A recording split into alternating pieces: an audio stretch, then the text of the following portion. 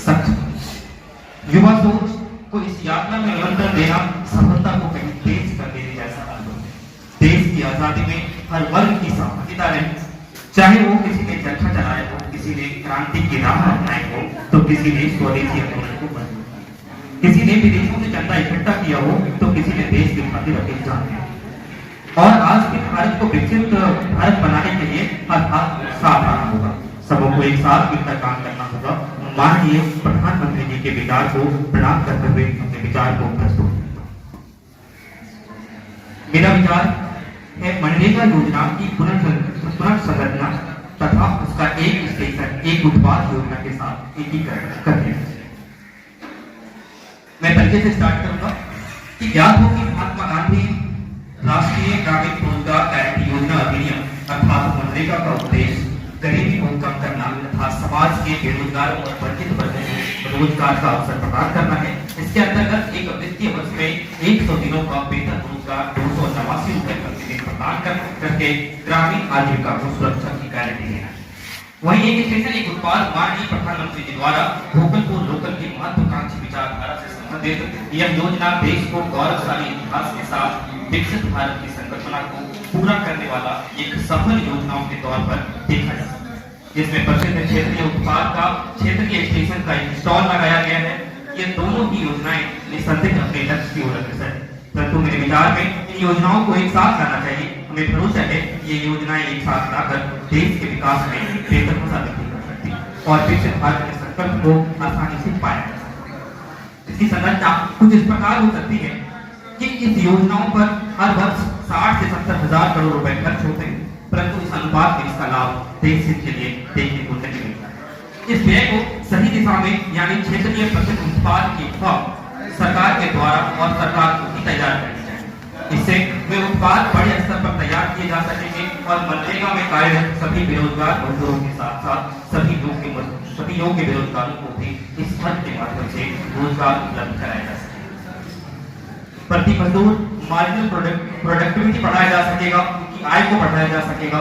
सभी क्षेत्रीय उत्पाद की बिक्री के लिए एक डिजिटल मार्केट प्लेस तैयार करना चाहिए जो भारतीय डाक सेवा की सहायता से उस उत्पाद को देश के कोने-कोने में पहुंचाया जा सके। कुछ वर्ष पश्चात ये सभी फर्मों का निजीकरण किया जा सकता है और इससे इकोनॉमी में एक बड़ा जंप यानी मोदी जी का जो एक सेंटेंस है वर्ड है क्वांटम जंप देश जो देश को विकसित भारत के संकल्प को पूरा करने में सहायक होगा। इसके लाभ को हमने कुछ पॉइंट वाइज किया हुआ है। पहला लाभ इस प्रकार हो सकता है कि हर प्रकार की योग्यताओं को रोजगार की उपलब्धता होगी। भारत आने वाले कई वर्षों तक सबसे बड़ा वर्किंग फोर्स वाला देश रहने वाला है। इसके लिए हर योग्यता वाले लोगों को रोजगार के अवसर की आवश्यकता होगी और इस ढंग से इस आवश्यकताओं की पूर्ति की जा सकेगी। मजदूरों की आय, क्रय शक्ति और सीमांत उत्पादन क्षमता में वृद्धि की जा सकेगी। इससे मजदूरों की सीमांत उत्पादकता में वृद्धि किया जा सकेगा और उसके अनुपात में उन्हें भुगतान भी प्राप्त होगा, जिससे उनकी आय मनरेगा से प्राप्त आय से कई गुना अधिक हो सकता है। इससे क्रय शक्ति में इजाफा होगा और ये किसी भी प्रकार से अर्थव्यवस्था के लिए गौरवपूर्ण क्षेत्रीय उत्पाद का विस्तार होगा, प्रतियोगिता का भाव होगा। माननीय प्रधानमंत्री मोदी जी के संकल्प स्वरूप वोकल फॉर लोकल की गति को गति दिया जा सकेगा। सरकार के सहयोग से क्षेत्रीय उत्पाद को बड़े बाजारों में उपलब्ध कराया जा सकेगा और डाकघरों द्वारा डिजिटल मार्केटिंग के उपयोग से पूरे देश में विस्तार किया जा सकेगा। इससे क्षेत्रीय उत्पाद की मांग और पूर्ति दोनों में वृद्धि होगी और प्रतियोगिता का भाव बढ़ा है। ग्रामीण और शहरों का आधुनिकीकरण, शिक्षा और जीवन स्तर में सकारात्मक परिवर्तन भी देखा जा सकेगा। ऐसे उत्पाद और फर्मों से ग्रामीण क्षेत्रों में आय की वृद्धि होगी। ज्ञात हो कि आज भी देश की 48% एमएसएमई लगभग 100% मनरेगा में ग्रामीण क्षेत्रों का योगदान है। साथ ही शहर के साथ उनकी नजदीकियां बढ़ेगी। आय के साथ साथ शिक्षा और जीवन स्तर में सकारात्मक परिवर्तन देखने को मिलेगा। और मेरा अंतिम लाभ जो हमने नोट किया है, विकसित भारत @ 2047 के संकल्प के लिए उपयोगी और सरकार के भी भारत के लिए सहायक होगा। यह संयुक्त योजनाएं पूर्ण रूप से विकसित भारत की संकल्पनाओं को पूरा करते दिखेगा।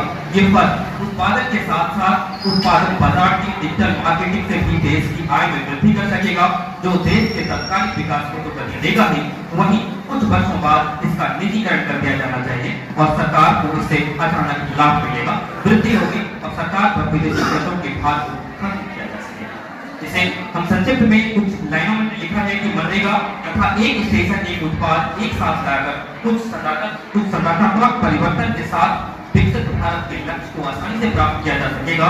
इससे सरकारी व्यय में बिना किसी परिवर्तन के, बिना पुराने किसी उद्देश्य की अवहेलना किए बिना अन्य विभिन्न लक्ष्यों को पाया जा सकता है। हर योग्यता को रोजगार, मजदूरों की सीमा को उत्पादन क्षमता में वृद्धि, आय तथा क्रय शक्ति में वृद्धि, क्षेत्रीय उत्पाद का विस्तार, देश के कर्ज भार को कम करना, ये सभी परिवर्तन भारत को 2045 से पूर्व ही विकसित देशों की श्रेणी में लाकर खड़ा कर सकता है।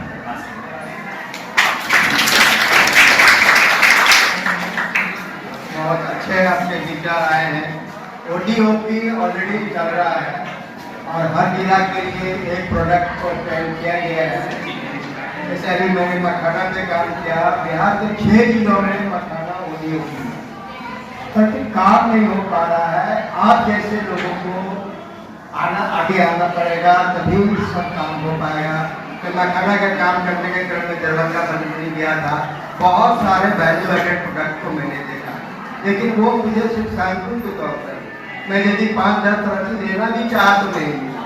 मैं चाहता था विभागाध्यक्ष को प्रस्तुत करो और विभागाध्यक्ष हमारे छात्रों को दिखा के एक डिमोन्स्ट्रेशन जा भविष्य में मेरा ऐसा प्रयास रहेगा। आपके अच्छे विचार आए हैं, थैंक यू।